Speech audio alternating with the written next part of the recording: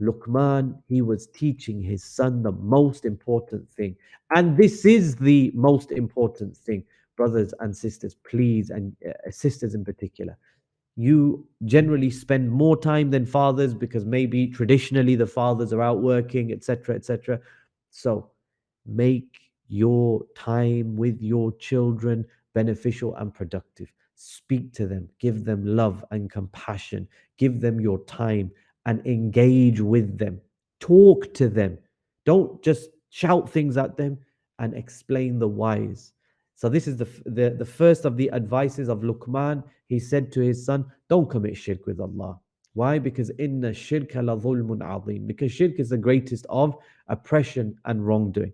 Then Luqman, he further bolsters that child. He further bolsters his son with a beautiful further statement. He says again, Ya bunayya, O my beloved son, إنها إن تك مثقال حبة من خردل فتكن في صخرة أو في السماوات أو في الأرض يأتي بها الله إن الله لطيف خبير. Luqman says, "O my dear beloved son, even if there was a deed which is so small that it's the size of a mustard seed or the grain of sand, and then that deed, it was hidden in a rock, and then that rock was, or that was hidden somewhere in the heavens or the earth, Allah is going to bring it. Allah is going to bring it forward." In other words, whatever we do, we can't escape Allah subhanahu wa ta'ala. We can't do something that Allah doesn't know about. Whatever we do is written down and is recorded. Whatever we do, we're going to see it on Yawm al-Qiyamah. So Luqman, he begins with love.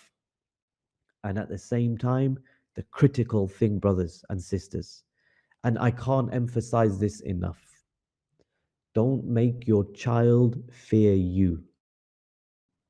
Make your child fear and be conscious of Allah subhanahu wa ta'ala. I can't emphasize this enough because we can't wrap our children in cotton wool forever and protect them from the world forever. We can't go and live on an island all alone and just keep them away from it. At some stage, they're going to have to go out into the big bad world. They're going to be exposed to things, and me and you, as their parents, are not going to be there. So, if we taught them to fear us as parents, what do you think's going to happen the first time that we're not there?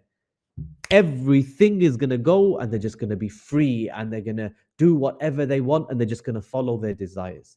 Whereas if we nurture them like Luqman was nurturing his son, upon the understanding that Allah tabaraka wa ta'ala, he sees me at all times, and there's nowhere that I can go, or there's nothing that I can do that Allah won't know about. And then on the day of judgment, yati biha Allah, Allah is going to bring that thing forward.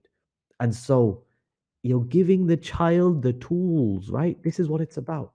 As parents, it's not about mollycoddling our children and raising daisies. No, it's about giving them the tools to deal with the world outside, giving them the tools in terms of the aqidah, in terms of the creed, to deal with the doubts.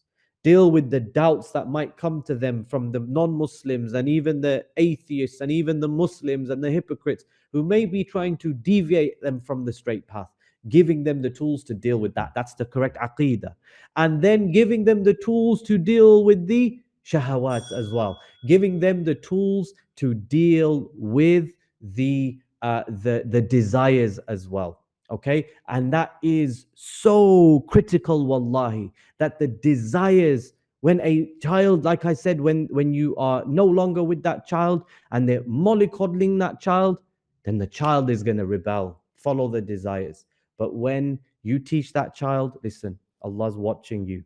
Allah sees you. Be aware of Allah. Wherever you may be, have taqwa of Allah subhanahu wa ta'ala. This is a good parent who is raising their child with good tools and the ability to deal with the doubts. And then he says, Inna Allah latifun khabir. He says, Allah is subtle and Allah is all aware. Teaching your child, your Lord, He has names and He has attributes. Again, teaching him about Allah. How can you love Allah when you don't know about Allah? How can you love something when you have no knowledge of that thing? And so again, wattaqullah wa yu'allimukumullah, as we said at the beginning, have taqwa of Allah and keep your duty to Him, Allah will teach you. The more me and you learn, the more we can pass it on to our children. But the one who has nothing, he can give nothing. And that's why it's so good. And I congratulate you and inshallah, may Allah bless you with further goodness that you're coming to these kind of things and you're taking your time out in order to increase your knowledge.